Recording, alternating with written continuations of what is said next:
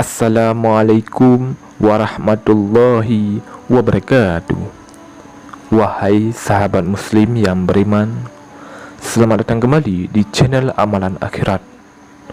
Allahumma salli ala Sayyidina Muhammad wa ala ali Sayyidina Muhammad. Berdoa merupakan salah satu upaya yang dilakukan umat Islam ketika berharap sesuatu dari Allah Subhanahu wa Ta'ala.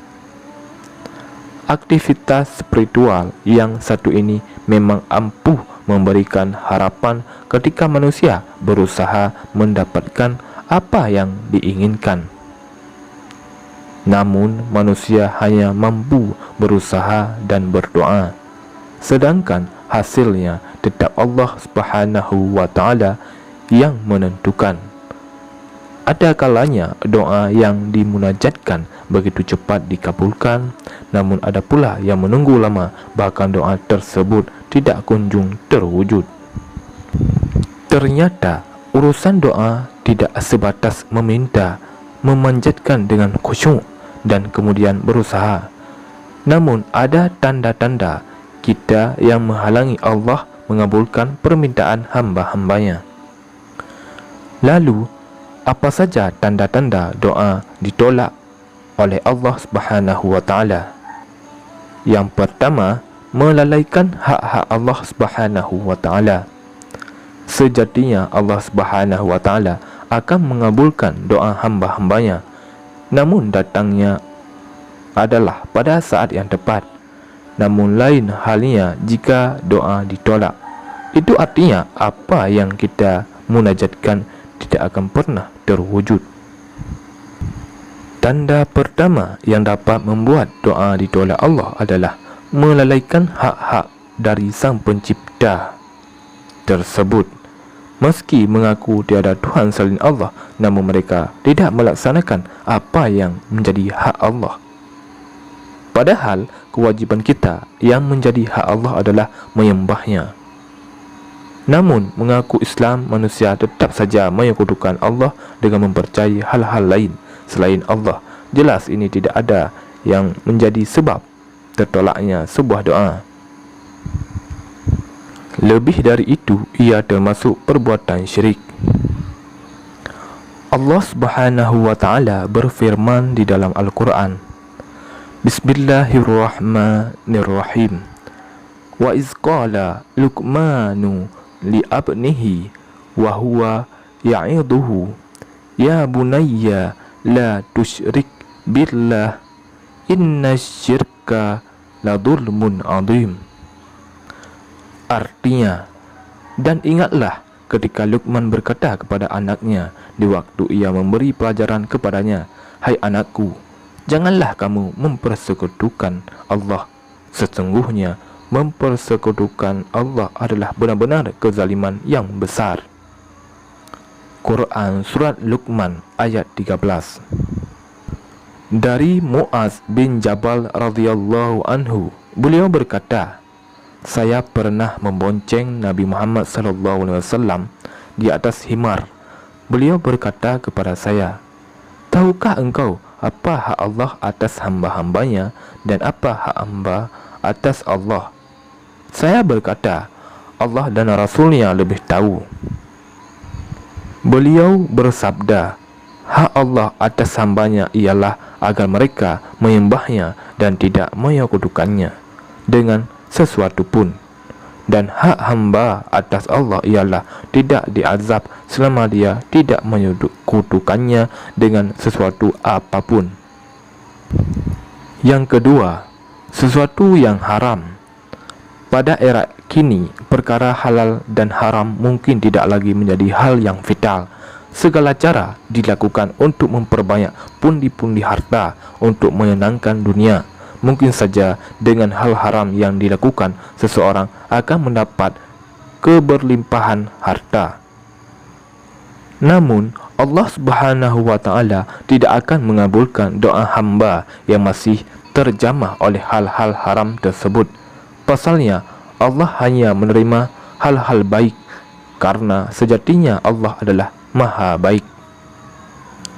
Dari Abu Hurairah, ia berkata, Rasulullah SAW bersabda, "Wahai sekalian manusia, sesungguhnya Allah itu baik.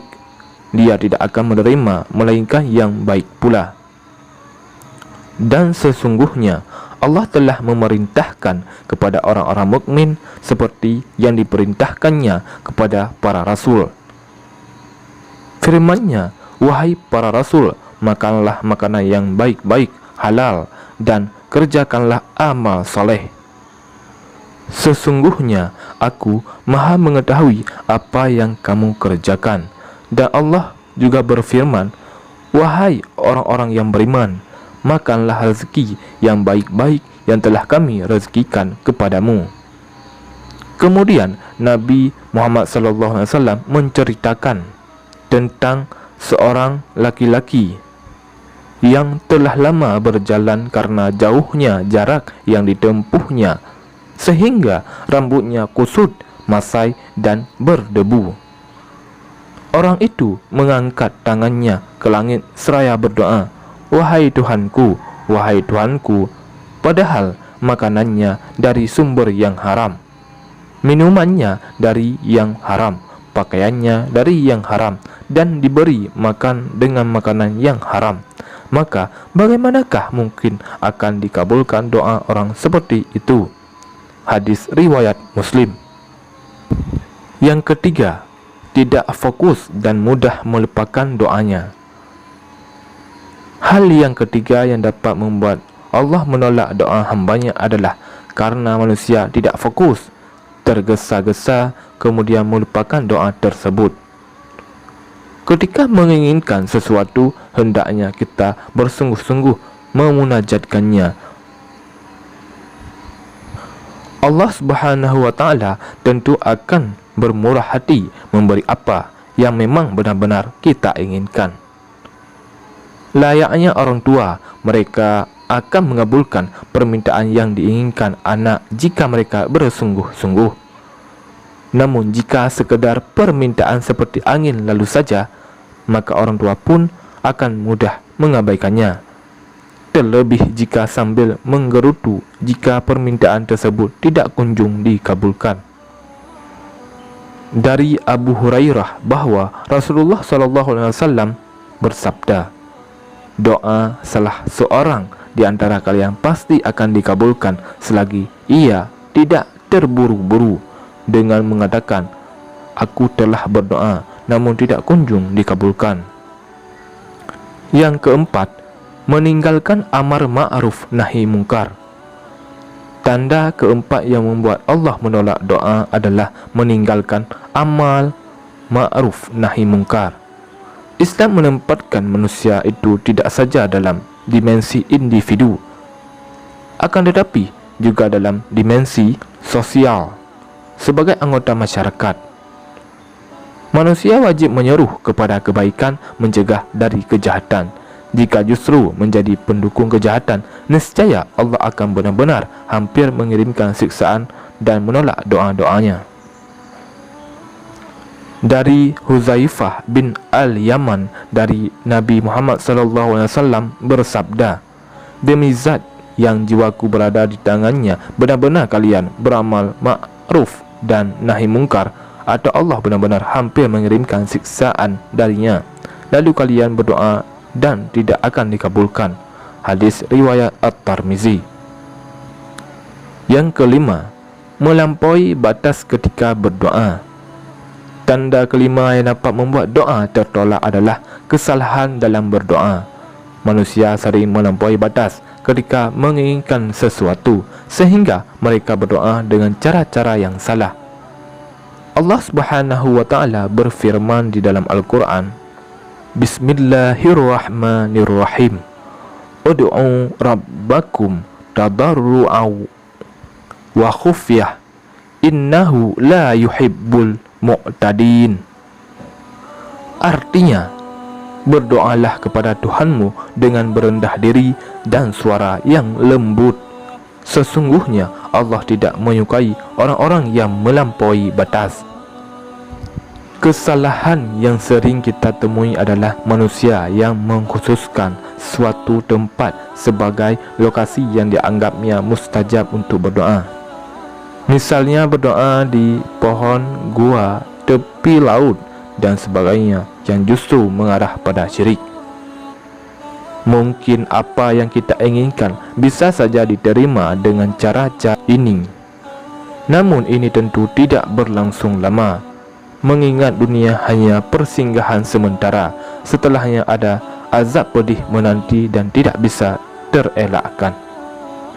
Demikianlah tanda-tanda doa ditolak oleh Allah Subhanahu wa taala.